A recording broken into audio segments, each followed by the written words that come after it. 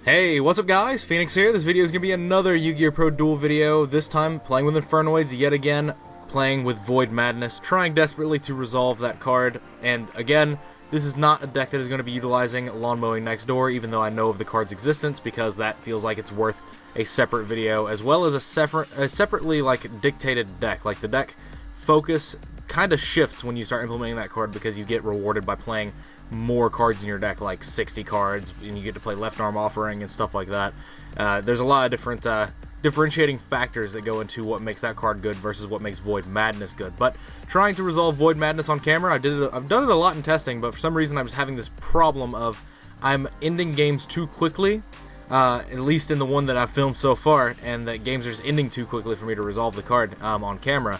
So we'll try and see if we can just get to the point where I can resolve this as a spotlight of a game, because that's the whole purpose of these videos. But I mean, hey, I guess we're also just showcasing the Infernoid deck and how it is still just very strong, and how it functions if the games are ending quickly as well, with or without this card.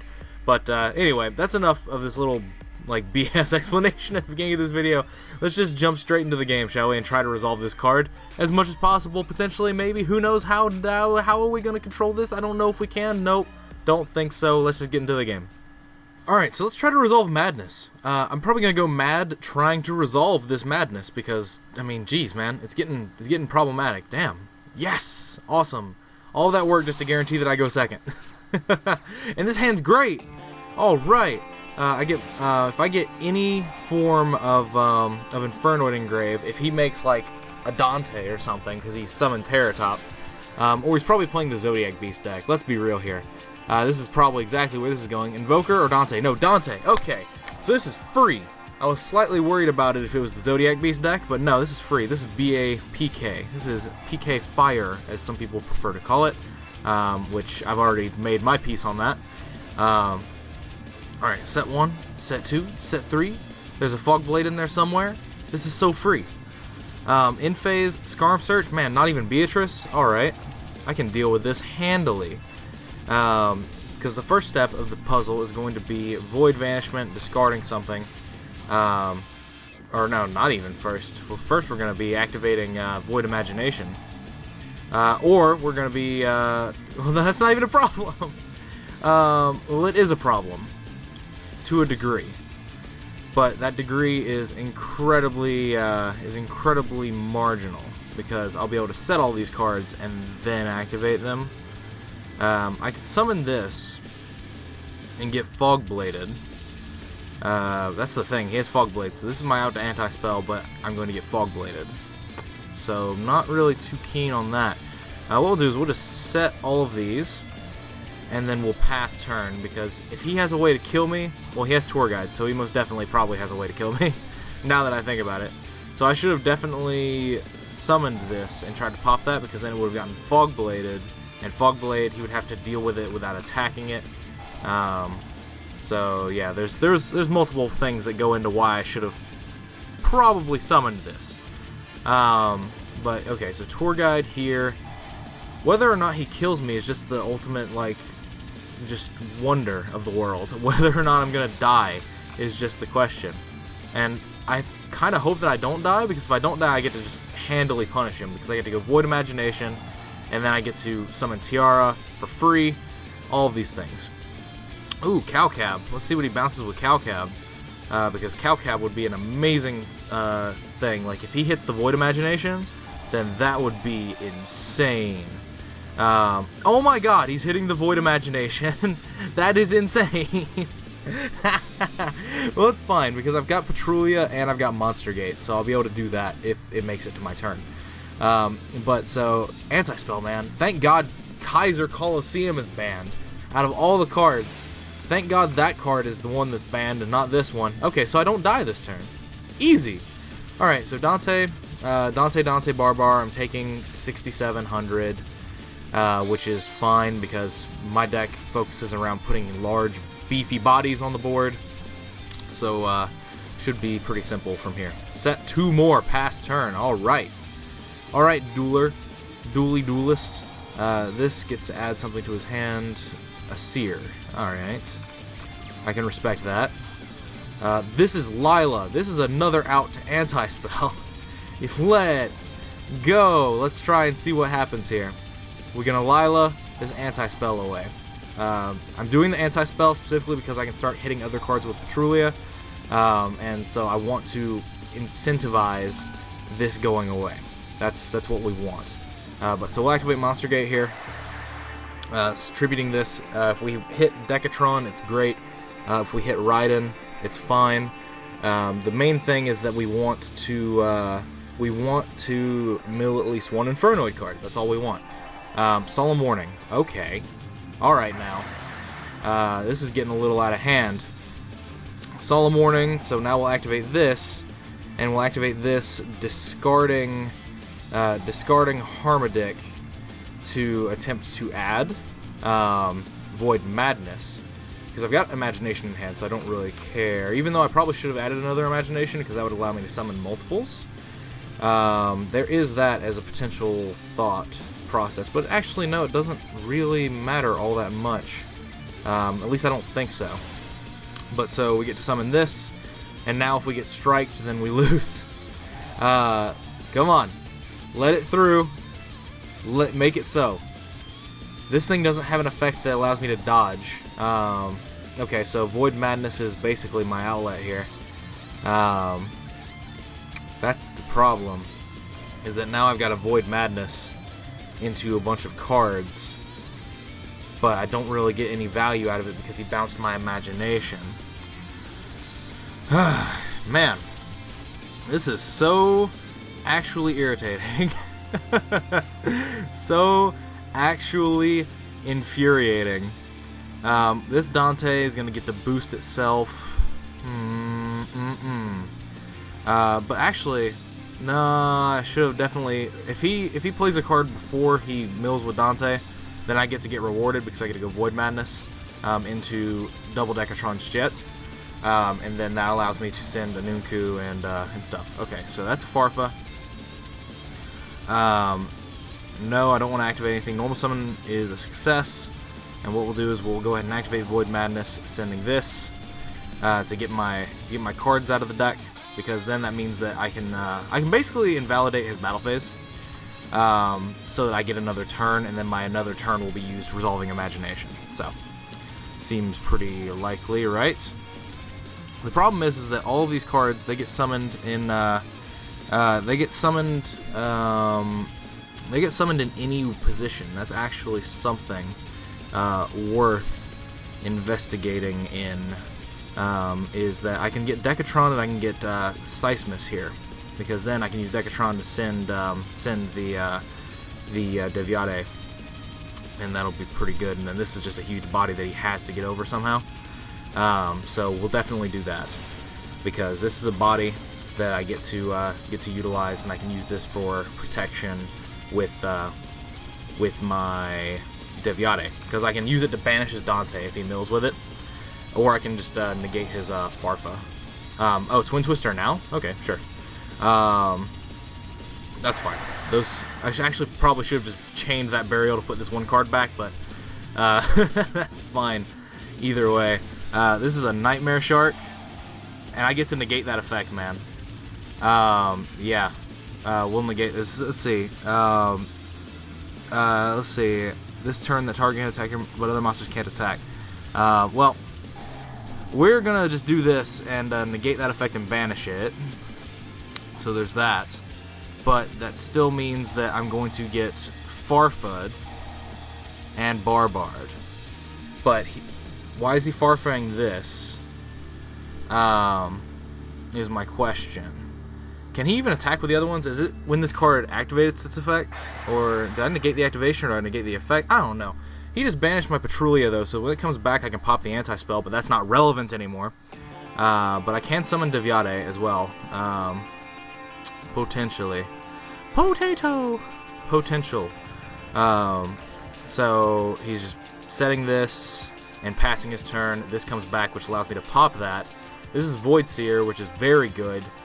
I think I've just gone into a situation where I'm just stealing this game, just because my engine is strictly a little bit better than his.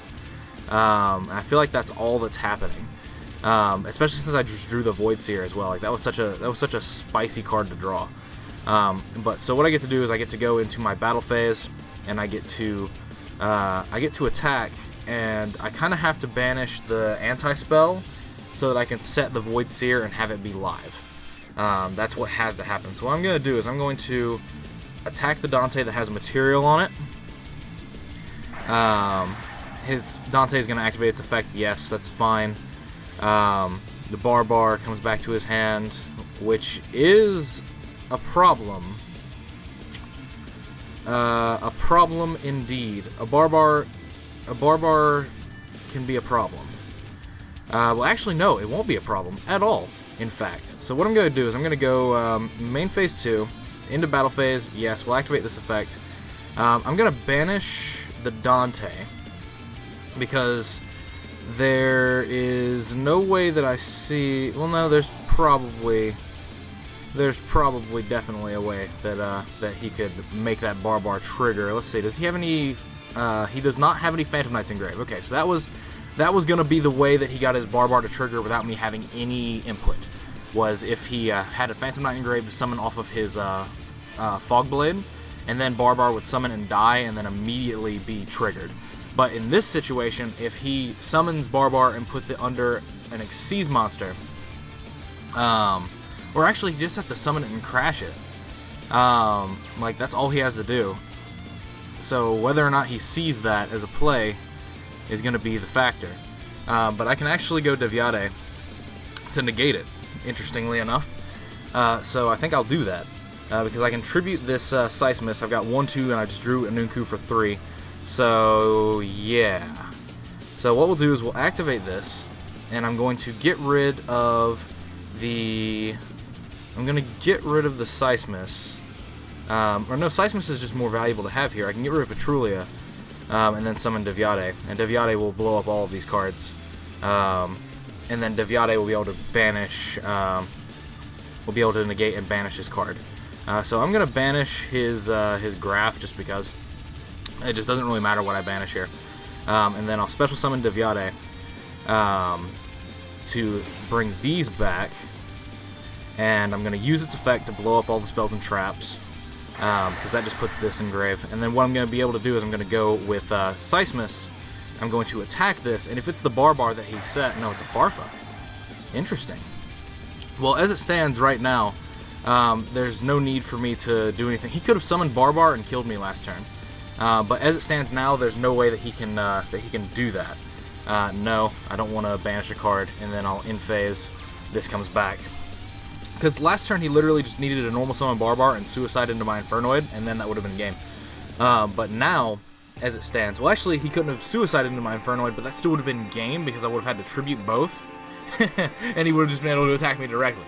So he had game 100% undisputed last turn, but he just didn't take it, because he added Barbar back, and he could have normal summoned it and just banished 2 and killed me. Now, as it stands, he cannot... I thought that he set the Barbar, because that seems like the smart thing to do. Because if he'd set the Barbar, now he's specialing Barbar out of his hand, which means that I'm not in any danger of dying to it this turn, which is incredibly strange, because this is a win condition. Like, this is a win condition. What is he doing? I don't get it. Yes, so what is going to happen here is that he milled that, which means I can go ahead and activate this and banish his Seer, or I can just banish what he's going to bring back with it. So I'll just do that. His Seer is going to trigger, and he's going to choose something to bring back. It's probably that other Dante, and I'll just negate that. Or not negate it, just banish it. Just, you know, because that seems to be the ideal way to deal with it. Oh, he's specialing Farfa. Well, we'll just get rid of that then. Because this entire deck is DD Crow. So the fact that you had anti-spell is the only reason this game is lasting as long as it is. And that's that. That's the only reason. But now, ooh, he has the Barbar under the Dante. Which means that I can't attack this Dante next turn. I can't. I physically cannot attack this Dante. Because he will kill, the Dante will die, and he can make Barbar Chainlink 1 and Dante Chainlink 2, which I will not be able to do anything to. Now, the issue here is that now I just 100% lose because I did not draw a monster. That is the thing that is happening. The only way that I could make this work is if I attack this Dante, and I still just lose. I still just lose. There's no way that I win this game. There's not a single way. Not a single way in hell. And now he gets to summon more cards. So yeah, I lose. I 100% lose. The anti-spell got me for way too long. His Twin Twister on my other cards got me. There's just way too many things that are going wrong for me. And he just hasn't taken the game with the Barbar yet, which I find incredibly suspect as to, like, why are you not doing this? That's so, like, I find that so fucking curious. Yeah, you can have that. I'm just gonna Void Seer to prevent destruction.